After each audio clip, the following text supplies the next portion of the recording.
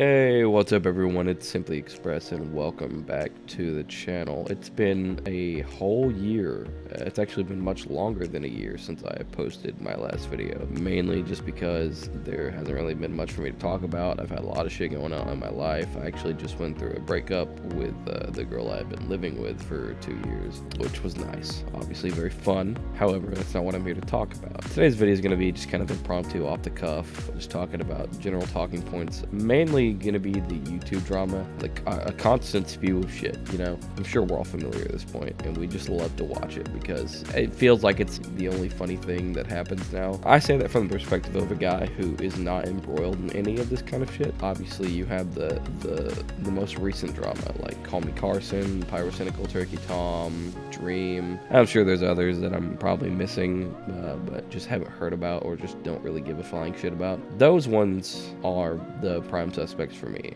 mainly just because they kind of toss over issues that ultimately are non-issues, and I say that from a purely subjective perspective, in the sense where Pyrocynical had apparently been talking to some 16-year-old. I'm not really quite sure how that works out. I do know his video was quite a good one, made a lot of interesting points. However, kind of an interesting situation, you know.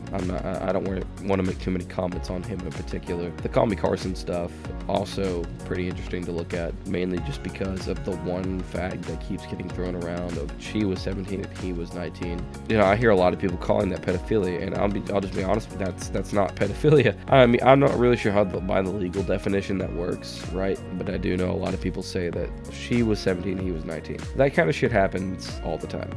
And I say that very confidently because I live in a town where that shit constantly happens, you know. And however right or wrong it may be, it goes under the radar and it just happens, and you just kind of live with it. And I'm not saying in this situation like, oh, you know, just let him be. From what I understand, that there was more than one person, so who knows who the youngest one was. But in any situation, at least in that particular one, that kind of shit happens all the time. It's only when you actually start getting onto an open platform and getting followers that your entire life kind of becomes an open book, which I hate that. You know, I'm a proponent of privacy in pretty much any situation, and I think that if there's certain allegations actually being a genuine pedophile or actually being just a really shitty person or doing very, very illegal things, then fine, you know, tell the world, right? Because that's something that deserves to be known. But there are just certain dramas that happen all the time that get broadcasted that honestly just need to stay behind closed doors. One of my main dislikes with social media is mainly Twitter. The whole platform to me just feels very witch hunty. Everyone on Twitter, or at least a great percentage of it, feels like they're just out for blood. There's so much shit that happens on Twitter. People argue like cats and dogs. It doesn't matter if you said I like puppies, someone would probably send you a death threat. That's just Twitter, and I dislike it immensely. I will never ever actually post anything. I do have a Twitter account. It's a very old Twitter account from back in 2013. I never used it, never will. I just genuinely don't like Twitter, and people who think Twitter is a valid platform, especially after all the shit that's been happening in the actual news, not just, you know, YouTube shit, but like actual social problems, probably need to get their head checked. Another problem I have is cancel culture. It's become an epidemic. I think it's kind of lost some of its fangs. A lot of people get canceled. It happens a lot, and then within a month they're just doing their normal shit again, right? And everyone wants to act like, oh, you know, we canceled them, we did it, boys, you know, we ended racism. And then it just goes on. I just find it a very, very poor way of weaponizing media. It happens a lot, using someone's platform as basically a loaded gun against somebody. I don't understand why it's become so popular nowadays for people to just utterly shit on everyone else. People like to say, though, they're just defending themselves, That's bullshit. You know that's fucking bullshit. Everyone knows that. 99% of the time, it's just someone looking to become relevant. Someone's just trying to get on the trending page. And it's kind of sad, you know. I hate it.